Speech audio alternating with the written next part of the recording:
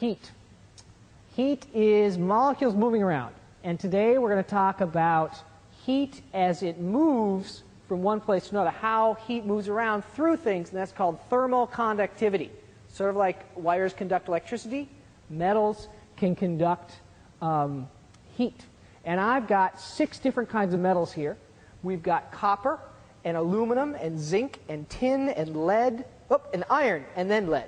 All right? And they've all been painted with a special red paint that changes color as it warms up. And I've got steam running through this top pipe right here that's heating up the different bars of metal.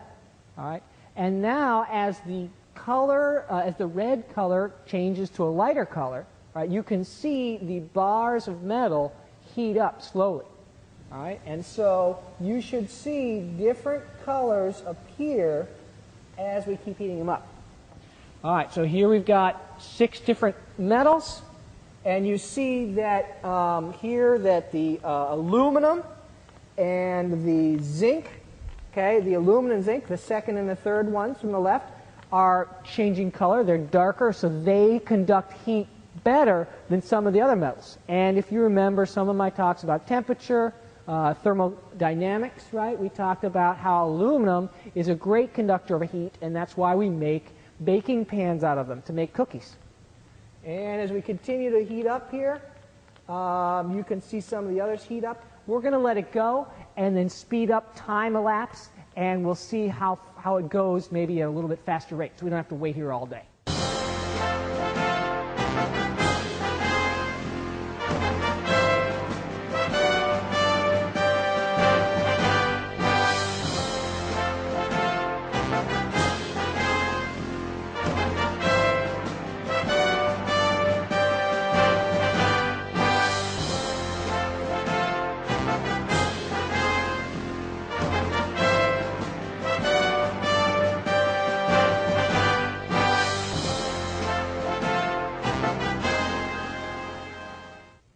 So, as we take a look here, we see that aluminum has transmitted heat the fastest.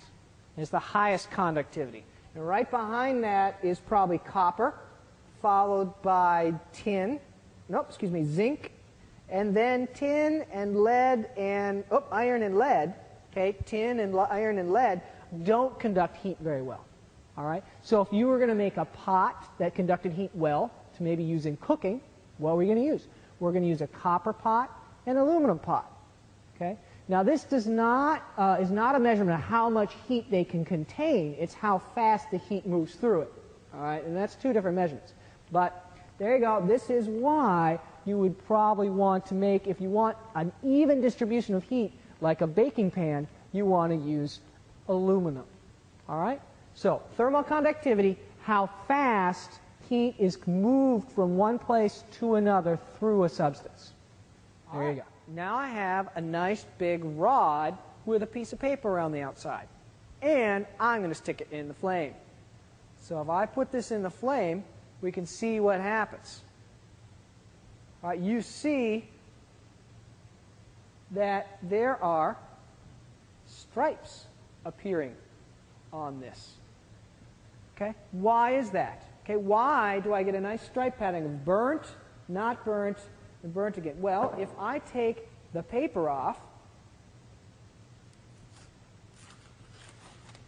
you can see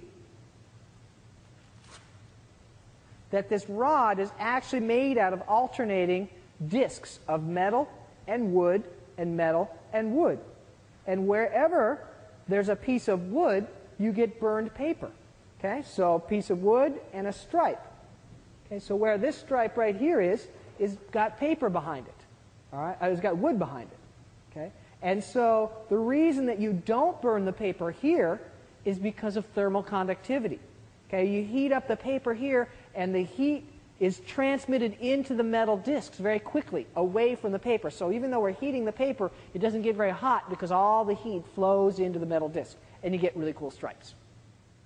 So now we are going to take a paper cup and boil some water. How come I can boil water in a paper cup? Well, for the same reason we got stripes on the cylinder.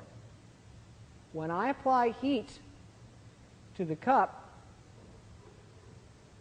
right, it gets nice and hot. But it shouldn't burn.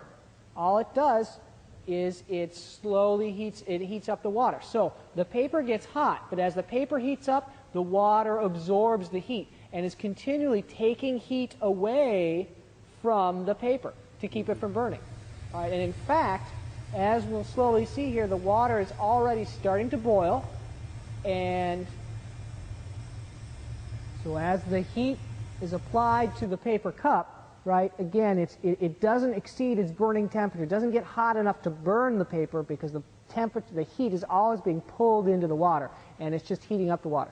Now, at the very top of the cup, you can see that it's starting to char up at the top at a certain line, and that's the water level, right, because there's no water up there to pull the heat away. In fact, we just lit our cup on fire. All right, so you can boil water in a paper cup. Just make sure the flames don't reach the part where the cup doesn't have any water in it anymore. And so, boiling water in a paper cup is done with the science of thermal conductivity.